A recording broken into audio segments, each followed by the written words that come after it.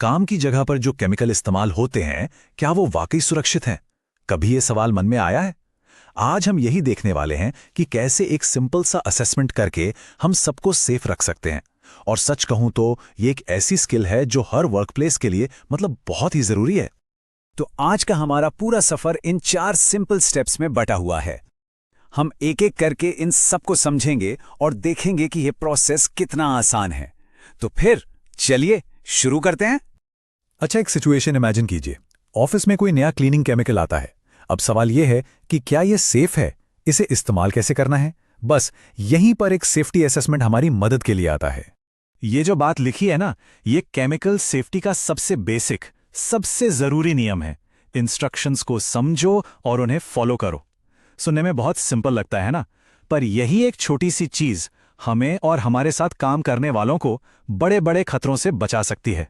चलिए इस पूरे प्रोसेस को और भी आसान बनाते हैं। हम एक फिक्शनल प्रोडक्ट, मान लीजिए प्रो ग्रेड इंडस्ट्रियल क्लीनर का एग्जाम्पल लेंगे और इसी के साथ स्टेप बाय स्टेप देखेंगे कि इसका सेफ्टी असेसमेंट कैसे तैयार किया जाता है। तो शुरू करते हैं हमारे पहले स्टेप से। यहां हमारा काम एक जासूस की तरह है।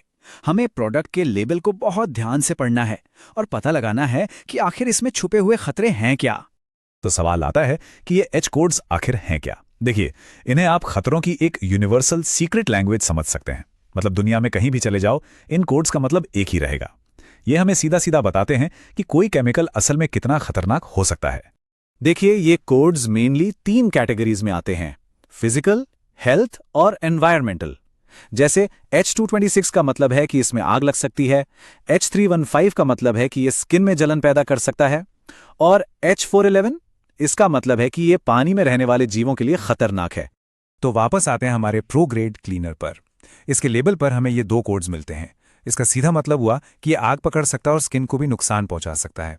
तो अब हमें पता चल गया कि हमें किन 2 खास चीजों से सावधान रहना है। ठीक है, तो हमने खतरों की पहचान तो कर ली। बहुत बढ़िया। अब अगला और सबसे जरूरी सवाल, इन खतरों से बचना कैसे है। तो चलिए अब दूसरे स्टेप पर चलते हैं और देखते हैं कि हमें क्या क्या सावधानियां बरतनी चाहिए। ये बहुत सिंपल है। अगर एच कोड्स हमें प्रॉब्लम यानी खतरे के बारे में बताते हैं, तो पी कोड्स हमें सॉल्यूशन यानी बचाव के तरीके बताते हैं। ये हमें उन खतरों से बचने के लिए बिल्कुल सीधे और साफ इंस्ट्रक्शंस देते हैं।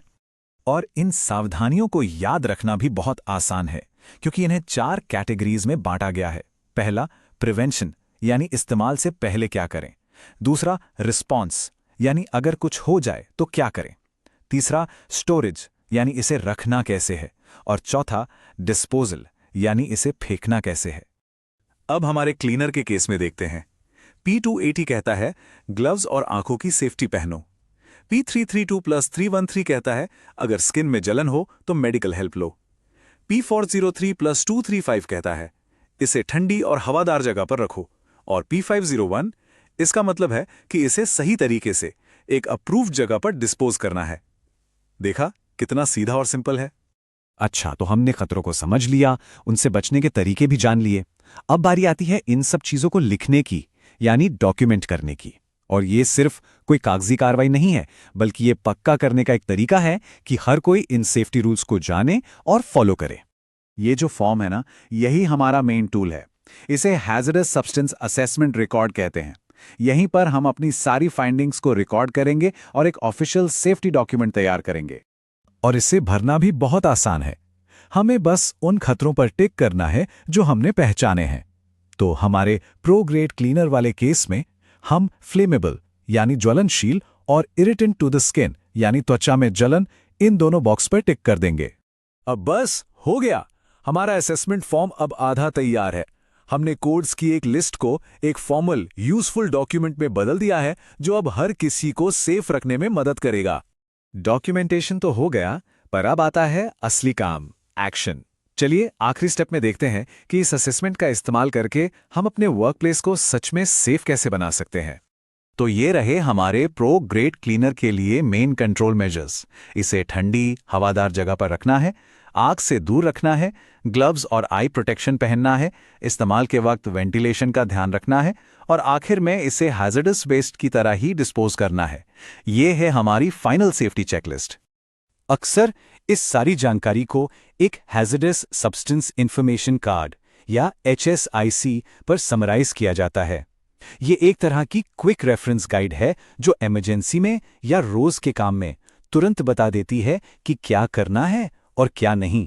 तो ये था हमारा 4 स्टेप का पूरा प्रोसेस।